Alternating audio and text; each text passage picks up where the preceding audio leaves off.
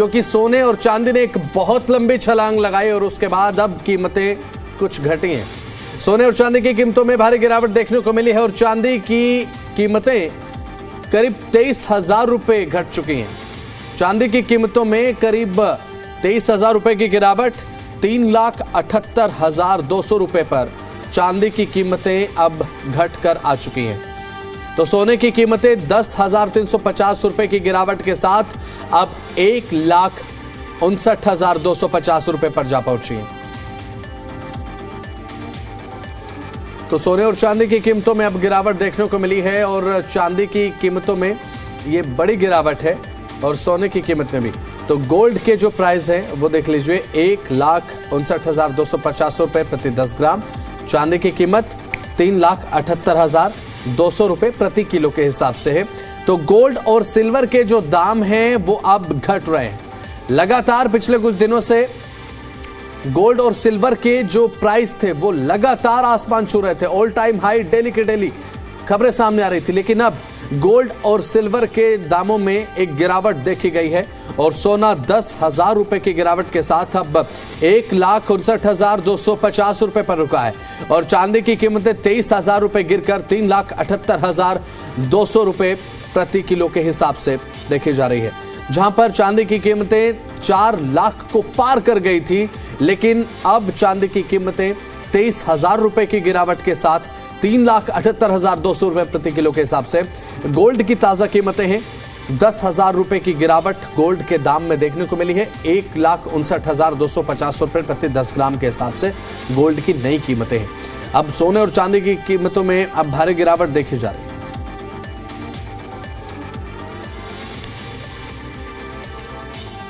तो अब बात अगर करें तो औंधे मुंह सोना और चांदी गिरते हुए नजर आए हैं। चांदी की कीमतों में 23,000 रुपए की गिरावट है और सोने और चांदी की कीमतों में ये गिरावट इस बात का सबूत भी है कि अंतर्राष्ट्रीय मार्केट में इस समय निवेशकों में अब एक कोहराम मचा हुआ है।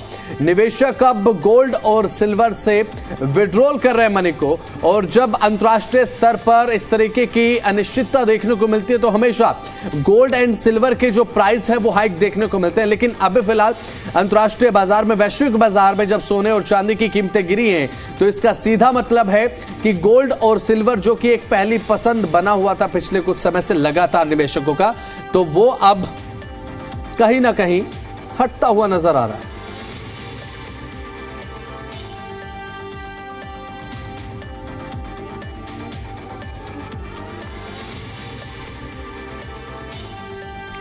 तो हमारे साथ मृत्युंजय झा, कमोडिटी एडिटर, जुड़ चुके हैं जी बिजनेस के। अब मृत्युंजय जी, सबसे पहले तो यही कि अब सोने और चांदी की जो कीमतें हैं वो एकदम से धड़ाम होते हुए नजर आई हैं।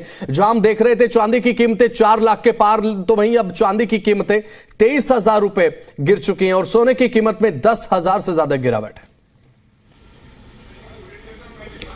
बिल्कुल, देखिए ये बहुत बहुत बड़ी गिरावट है और ये गिरावट क्यों है ये बताने से पहले सबसे पहले अपने दर्शकों को हम ये बताना चाहेंगे कि गोल्ड और सिल्वर में कल रात से अब तक हुआ क्या है। कल आपको कल जो मार्केट का एक्शन दिखा था वो अपने आप में एक हैरान करने वाला एक्शन था। शाम के करीब 6:30 बजे का वक्त रहा होगा जब सिल्वर में और गोल्ड में एक बड़ी तेजी का माहौल अचानक से बढ़ा और उस वक्त चांदी के दाम करीब 30,000 रुपये बढ़े थे।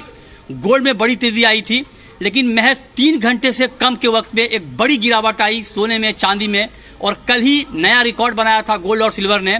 आप ये आंकड़ा सुनकर हैरान हो जाएंगे, कल की रिकॉर्ड ऊंचाई से चांदी का भाव 65,000 रुपये कल ही फिसल गया था। आप सोचिए, महज 3 घंटे से कम के अंतराल में ऑल टाइम हाई से चांदी के दाम 65,000 रुपये गिर गए थे। गोल्ड में ऑल टाइम हाई से 23,000 रुपये की गिरावट आ गई थी। यह आंकड़ा यही नहीं थम रहा है, ग्लोबल मार्केट में कल के ऑल टाइम हाई से कल ही गोल्ड के दाम $500 टूट गए थे। चांदी में करीब $15 की गिरावट आई थी। ये मैं आपको इसलिए बता रहा हूं ताकि जो हमारे दर्शक इस वक्त हमें देख रहे हैं वो ये समझें कि सोने चांदी का मार्केट किस भारी उतार चढ़ाव के दौर से गुजर रहा है। अब जब मैं आपसे इस वक्त बात कर रहा हूं, इस वक्त गोल्ड का प्राइस ऑल टाइम हाई से करीब 13,000 रुपये नीचे है। चांदी का मार्केट करीब 35,000 रुपये नीचे है ऑल टाइम हाई से।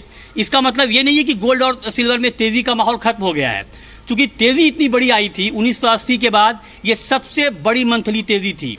रोज $100 $200 की तेज़ी आ रही थी। इंडियन मार्केट में रोज 5,000 10,000 रुपये गोल्ड के दाम बढ़ रहे थे। चांदी में रोज 20 से 30 हज़ार रुपये की तेज़ी आ रही थी। तो एक बड़ी और लंबी तेज़ी आई और प्रत्याशित तेज़ी आई। तो उस तेज़ी के बाद ये होना ही था और हमने अपने दर्शकों को वक्त वक्त पे आगाह भी किया था कि आप इस भाव पे अलर्ट रहें, सतर्क रहें। लेकिन अभी ये कहना जल्दबाजी है कि निवेशकों का मोह भंग हो गया है सोने चांदी से, ऐसा नहीं है, क्योंकि ये बहुत बड़ी तेज़ी थी। हालात जो अंतर्राष्ट्रीय बाजार के हैं वो फेवरेबल हैं कीमतों के लिहाज से, गोल्ड सिल्वर के, चाहे आप जियोपॉलिटिकल टेंशन देख लें। ये प्योरली आप समझिए कि एक डॉलर की लड़ाई भी है।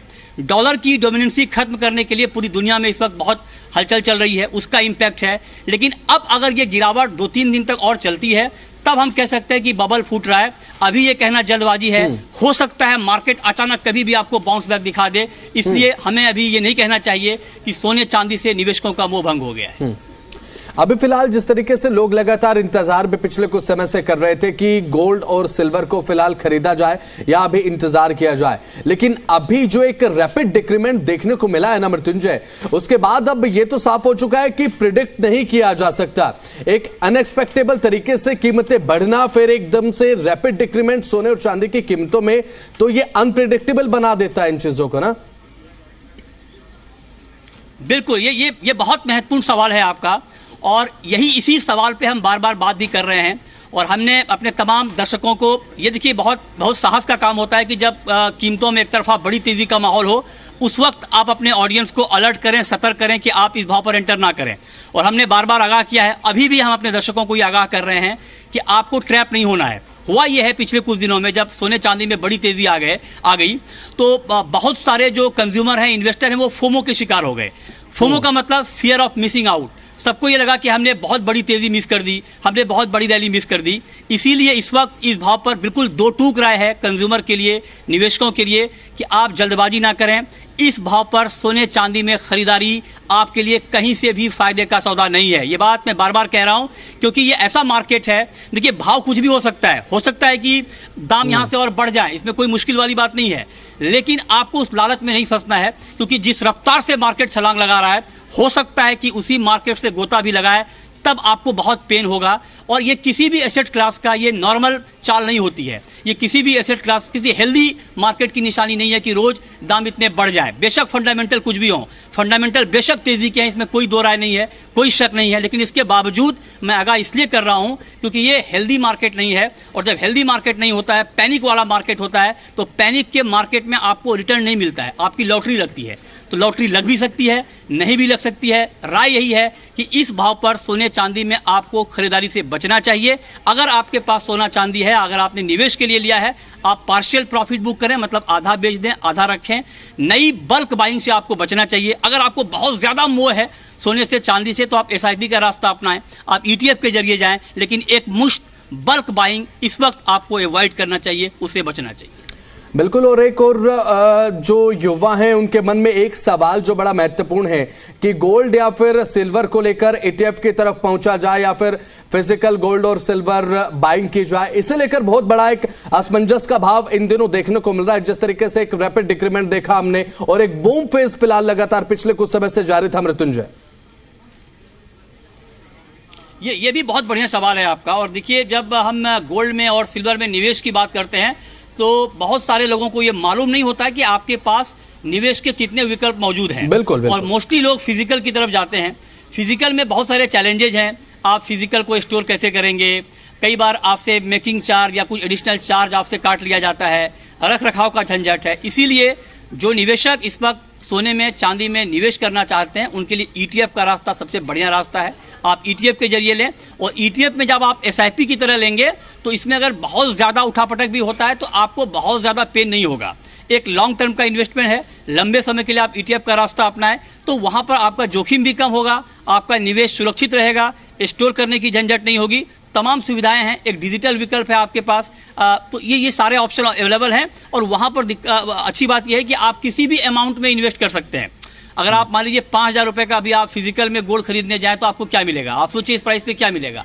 5,000 में आपको क्या चांदी मिलेगी, लेकिन आप 5,000 में SIP ETF ले सकते हैं। तो एक बेस्ट तरीका है ETF के जरिए इन्वेस्टमेंट का। चलिए ठीक है मृत्युंजय, बहुत बहुत शुक्रिया आपका, जुड़े आप और साथ ही तमाम महत्वपूर्ण अपडेट्स और जानकारी आपने पहुंचाई, किस तरीके से लोगों को क्या करना चाहिए और एक सलाह भी लोगों को आपने दी।